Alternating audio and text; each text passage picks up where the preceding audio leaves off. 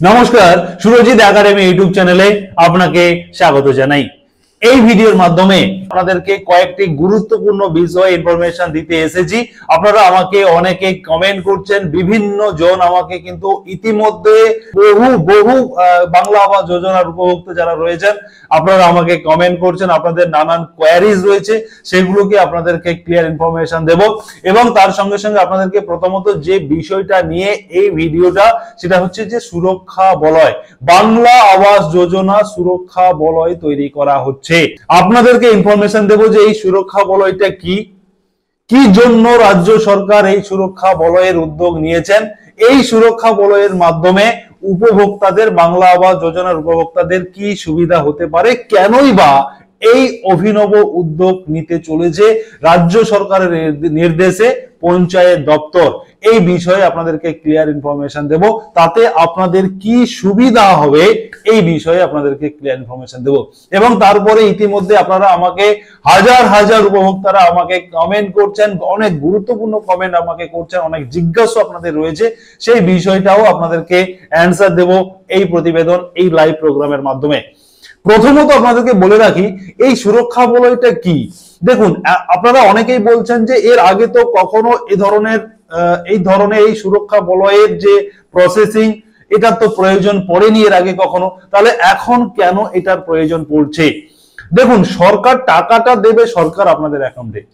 এবারে যে টাকা দেবে, অতএব যে সরকার যে টাকা দেবে, সরকার অবশ্যই দেখে নেবে যে টাকাটা আমি গ্রাহকদের অ্যাকাউন্টে দেব, সেই টাকাটা যেন সত্যি সেই গ্রাহকের অ্যাকাউন্টে যায়।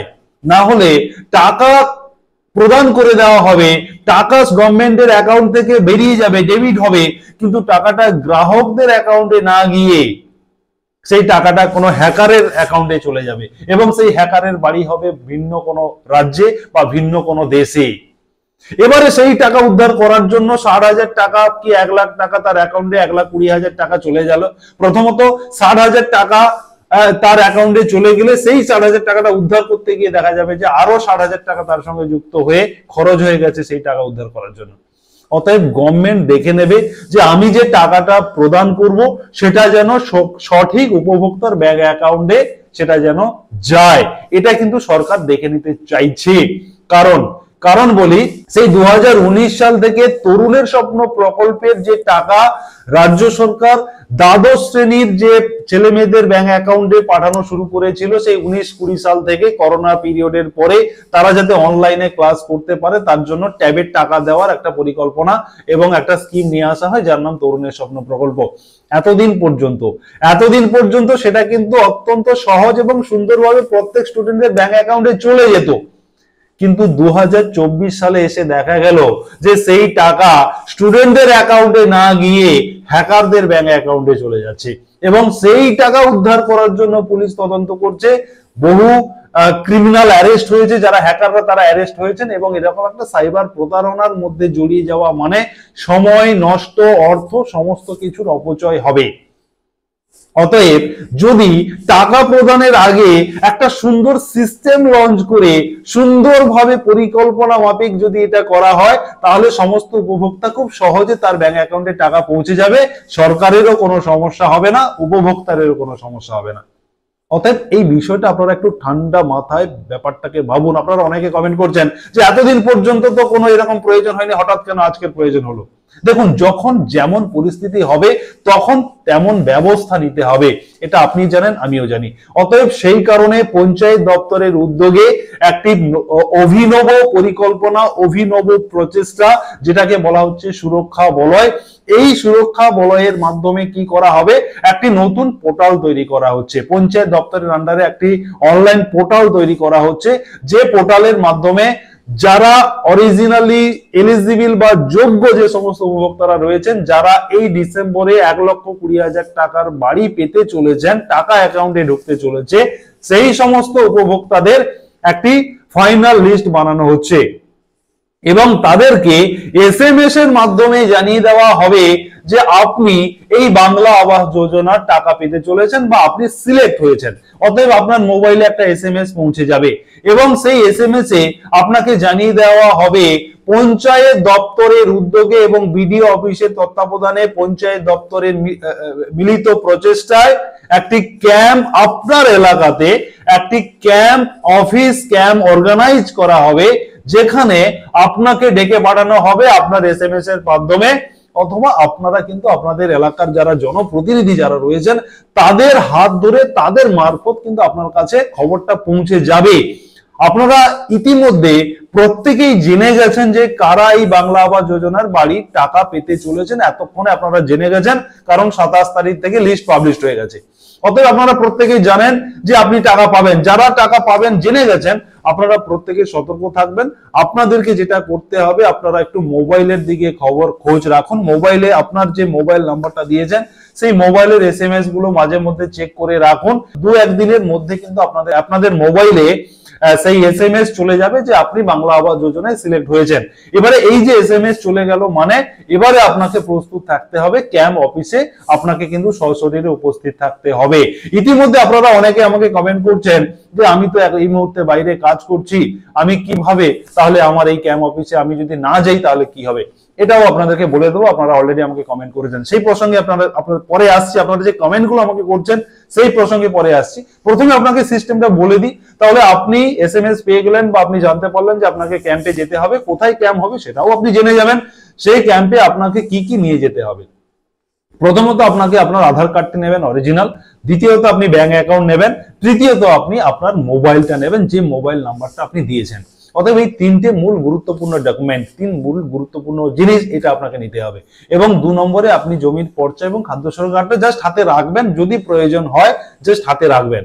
অতএব এইগুলো নিয়ে আপনাকে ক্যাম্পে যেতে হবে এবং ক্যাম্পে গিয়ে যখন আপনি দেখবেন যে আপনার আধিকারিকরা তারা কিন্তু অলরেডি কাজকর্ম করছে, তারা একটা কম্পিউটারে বসে কাজ করবে, আপনার নাম আপনার সমস্ত তথ্য ভেরিফিকেশন করা হবে, দেখে নেওয়া হবে যে আপনি সত্যি সত্যি আপনার আবাস যোজনা লিস্টে নাম আছে কিনা সেটা দেখে নেওয়া হবে, আপনাকে কোনো এসএমএস পাঠানো হয়েছে কিনা সেগুলো জিজ্ঞাসাবাদ করা হবে এবং আপনি আপনার আধার কার্ড এবং ব্যাংক ডিটেইলসটা আপনার কাছ থেকে চাওয়া হবে, আপনি সেটা দেবেন এবং দেওয়ার পরে আপনার যে নামের লিস্টটা ছিল সেই লিস্টের সঙ্গে সমস্ত কিছু ম্যাচ করে দেখে নেওয়া হবে যে আপনি অরিজিনালি সেই ব্যক্তি।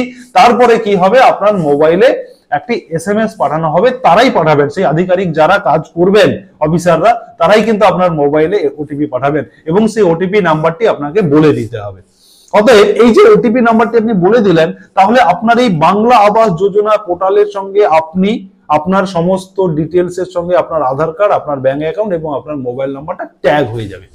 এই যে ট্যাগ হয়ে গেল, এর মানে এটা হয়ে গেল মানে যখন আপনাকে টাকা দেওয়া হবে, বাংলা আবাস যোজনার প্রথম ইনস্টলমেন্টের টাকা যখন আপনার অ্যাকাউন্টে ঢুকবে, তখন কিন্তু একেবারে নিশ্চিত আপনার অ্যাকাউন্টে যাবে।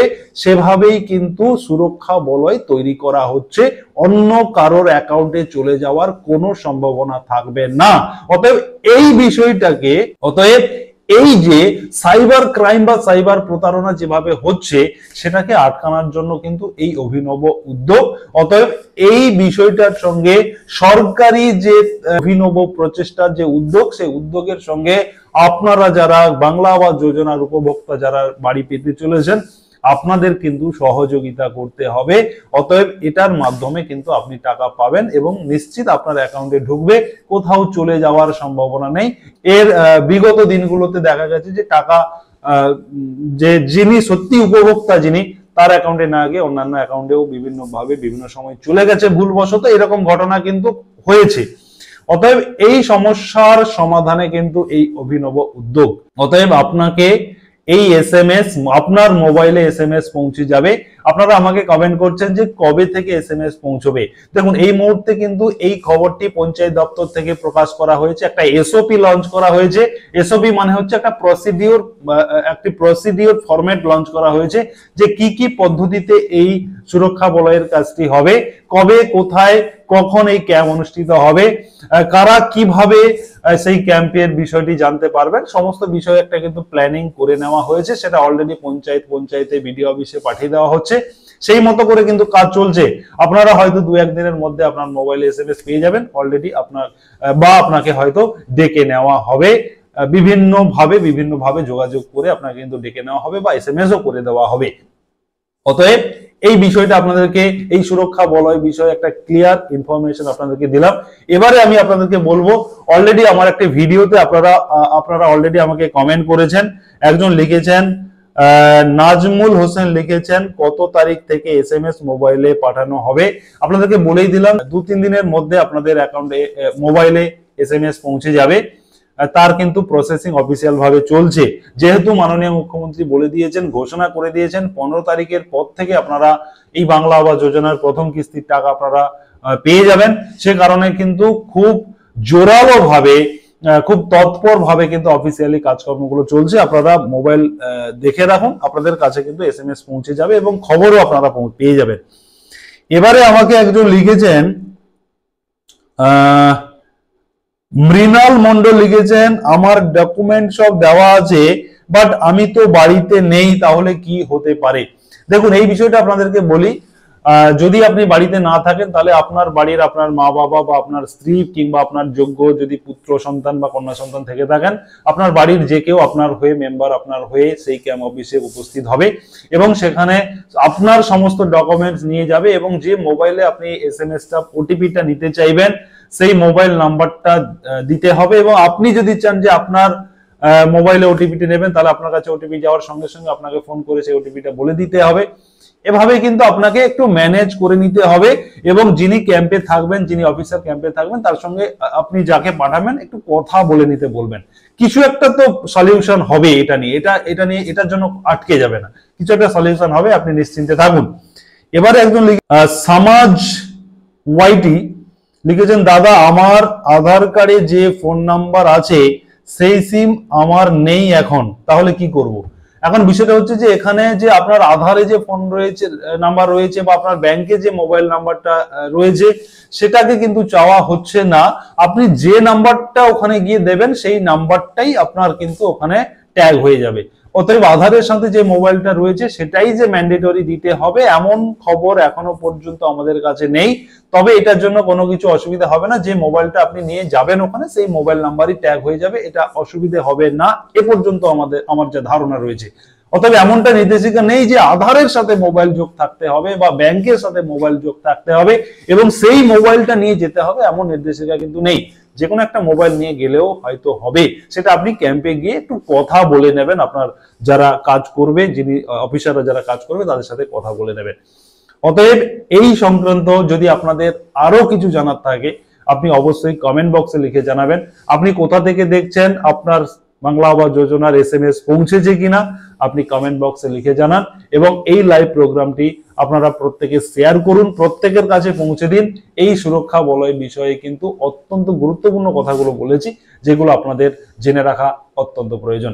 অবশ্যই আপনারা সুরজিৎ একাডেমি ইউটিউব চ্যানেলকে সাবস্ক্রাইব করুন, পাশে থাকা নোটিফিকেশন বেল বাটন অন করুন এবং আপনার বন্ধু বান্ধবদের অবশ্যই শেয়ার করে সবাইকে জানিয়ে দিতে সাহায্য করুন। ধন্যবাদ।